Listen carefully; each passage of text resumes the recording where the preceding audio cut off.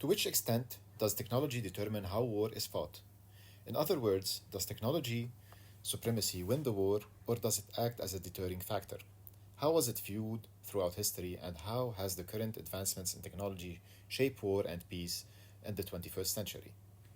In an attempt to touch on these questions, an overall understanding of technology and warfare is necessary, as technology has played an important role in military development and has an effect on several aspects of warfare, whether in the pursuit of defeating the enemy, such as the development of warplanes in the Second World War, or whether in preventing an attack, like the invention of the radar in the First World War.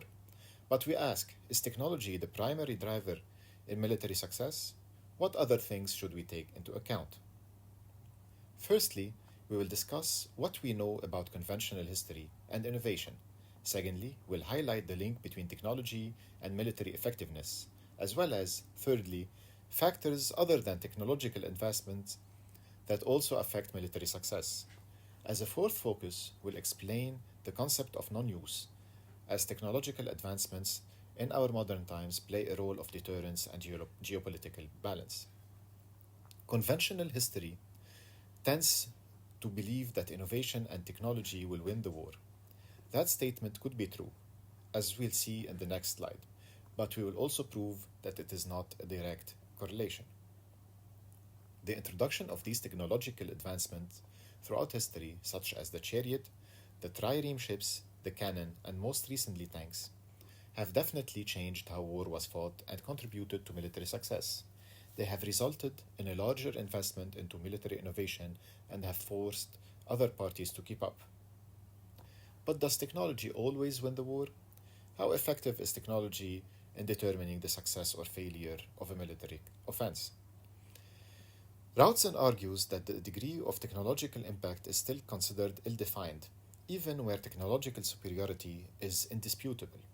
More so, Phillips considers that military historians have a tendency to overestimate technological factors and their impact on the battlefield, as opposed to focusing on the ground tactics to respond to this technology.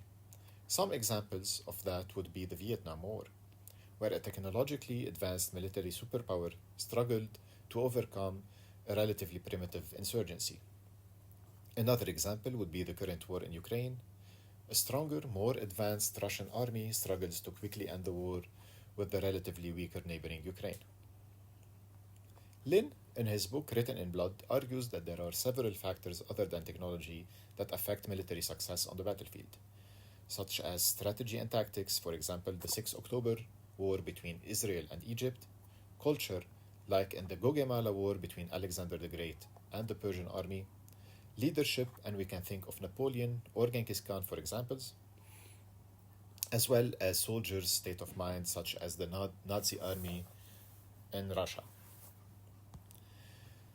Technological advancements in the military world are not only viewed as a success determinator on the battlefield, but more modernly, they have been used as means of deterrence.